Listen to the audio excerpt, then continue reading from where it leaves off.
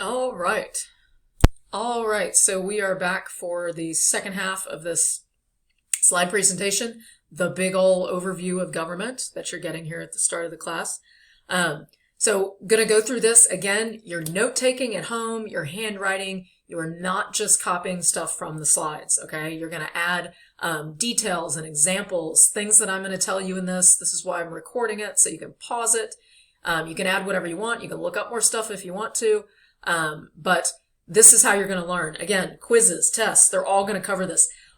Throughout all of the civics portion of this class, we're going to be talking about these things. So that's why I'm giving you the big old overview of government now. And then we'll get into the weeds and the details with the specifics later. So principles of democracy that we believe in this country, they came from our Enlightenment thinkers and are now sort of woven throughout the United States Constitution. This is all not literal, right? The U.S. Constitution, which is that document that all of our laws are based on, all throughout this document, you're going to see these ideas, okay? I'll give you examples of some of these. This is by no means the only examples, okay? And as you go through the class, we'll talk about it. There's current events every day. We can talk about these things. Are we living up to these ideals of these principles, or are we not? All right, so remember to pause and write what you need. So let's move on to the first principle of democracy found in the U.S. Constitution. First one is limited government. So this is an idea. These words are not written into the Constitution, but the idea of having a limited government comes from the Enlightenment thinkers. Government is not all powerful. And the second bullet point there, the government can only do the things that the people have given it the power to do. So our government, in theory, I know all of my kids that are paying attention to the news are like, but wait, when the government did this? Yeah, we'll talk about that. But in general, the government is given powers. When we start looking at the Constitution, we're going to see federal government has powers. State governments have been granted powers, right? So a lot of things are specifically spelled out to the government, things they can and they can't do. But a lot of stuff is open to interpretation. And over the years, we have court cases. We see laws change that sort of allow our Constitution to be a living document, as they say. So that's one of the first principles, the idea that the government is not all powerful and that the government can only do the things that the people have given it the power to do. Given it the power through the vote, right? Through representative government. Sometimes we actually vote on specific issues. So when the people speak and the people say, this is what we want or don't want, through voting our representatives in power, that's how the stuff gets shaken down. Second principle, federalism. Okay, now this goes back to the other lecture about branches and levels, but this idea of federalism is the idea that power will be divided into state and federal powers. Okay, some powers are shared while others are divided. Example, and you guys probably know a lot more about this than you think you do, although federalism is, I'm sure, a new term. So I'll get this over here. So national powers, by the way, national, federal, central, you hear all those things, they're all the same. They mean Washington, D.C., presidents, Congress, all that stuff. So federalism, our first level, the federal level, or national, if you want to refer to it like that, as is in this Venn diagram, powers like running a post office, powers like the ability to declare war, okay? In the box here, it says maintain a military, protect copyrights and patents, set standard in weights and measures, okay? Coin money is another one not listed. But these are things that federal government in the Constitution specifically have the power to do. Now, states have their powers. Some examples in the Venn diagram, established local government. So we talked about that third level local. Cities, municipalities, and counties, they all get their power from the state. You want to become a city, you have to write charters, you have to follow all these procedures that are deemed in state constitutions. A lot of people don't know this, that we have a U.S. Constitution, federal level, and we have state constitutions at the state level. Also in our list, marriage regulations, establishing and regulating corporations. So if you have a business to set up, this is what you're going to do is go look at the state laws, regulate state commerce. That means business that happens within the states. Set up schools, run elections. There's tons of these things. States have that power, and in many cases, they give that power down to local municipalities and whatnot. Now in the center there you see some shared powers. Sometimes this will be called, and I'm going to add this because I know it's going to be a vocab at some point, concurrent powers, okay? C-O-N, with. So concurrent powers, this is, change my color there for you. These are powers that are shared within both levels. So in our example here in the VIN, we have collect taxes. You know we got local, state, and federal taxes. Income tax goes to the federal government. The sales tax, when you buy something at the store, that's usually going to the state government. Establishing courts. All of these things can be done at all levels. You know, if you go to traffic court, you're going usually to a city courthouse. You commit murder, you're going to end up in state court. Don't do that. Then you have federal courts. You kidnapped somebody, right? Don't kidnap. Don't do that. Then you would end up in like a federal court system. Same thing with jails and stuff like that. We have them at all levels. Regulating banks, shared powers. Borrowing money. States can borrow money. They usually borrow it from the federal government. Federal governments can borrow money. They can borrow it from the people in the term of bonds. They can borrow it from other governments, etc. Provide for the general welfare. This is super vague. We'll talk later about expressed powers and implied powers and providing for the general welfare. An example of this could be, for example, in the state, oh gosh, I mean, hello, we're in the middle of a pandemic. This could be something that the schools decide they're going to do. They give us all PPE. We got 5 masks.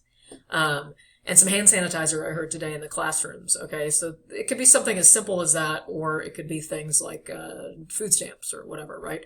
Provide for the general welfare. That doesn't mean welfare like some people think of welfare. Welfare, this was in, the preamble. So provide for the general welfare is all of us. Keep us safe, right? Punish criminals, again, concurrent powers, right? All right, third principle, popular sovereignty. You should know this already a little bit from your history classes. This kind of comes about in the Civil War era, pre-Civil War era, this idea of popular sovereignty. But the idea has been there for, until the end of time. The idea that the people rule, the people decide through their representatives, which is misspelled. There we go. So the people decide what the laws are going to be, right? And if the people, through elected representatives, it could even be their judges or something like that, decide that we want to change something, we want to do something, then we do. We call that popular sovereignty. Some people think of this as majority rule. If you want to oversimplify it, you could think it that way. Fourth one, separation of powers. Again, I know you're familiar with this a little bit. So separation of powers. This is the branches we talked about already. So we have the 3 branches, legislative, executive, judicial. That means the powers of the governments, local, state, and federal, are all divided and separated, and they all have their own roles to play. Why do we do this? It's this concept, this idea of checking and balancing each other, okay? Like a check mark. And balancing the powers, making sure one branch doesn't become all powerful. We don't want our executive branch, we don't want our president to just start saying, if I say it, now it's the law of the land, right? They have to go through that process to be able to do that. Again, the details of this, things like vetoing and filibustering and blah, blah, blah, that all these things do, we'll get into on another day. The rule of law, this is totally not correct. We didn't do this. I'm editing as I go. The rule of law is the idea that no one, including, I'm going to say our politicians, well, let's just leave that there. No one is above the law, right? No one. Okay? And this is woven throughout the fabric of the Constitution. There are procedures, really specific things. Many times you see some pictures here. How does an impeachment work? The process to remove judges, to remove the president. That is because we're saying no one is above the law. And we're limiting the power of the government, right? There's a censure thing there. This is something we do to people in Congress if they do something wrong. At the state level, you could have a governor. There's a thing, if you remember this from your progressive era in the early 1900s, called a recall election, where you can actually, the people go and they vote and they say, this guy's out. All of these things basically are based on this idea of rule of law. These things also, by the way, you could say are ways we limit our government. There's a little picture of Nixon down there. I just put him down there because when you think rule of law, no one is above the law. Famously, in the interview he gives after he resigns and leaves office, and he was asked in so many words, why did you do these illegal things? And his answer, do we remember this if you had me for American history? Do we remember this? He said, if the president does it, it's not illegal. That's not true. There's a president of the United States right there, Nixon, that doesn't understand that, no, if the president does it, it is still illegal. Don't get me started on today's problems. But anyways, so those are those 5 principles.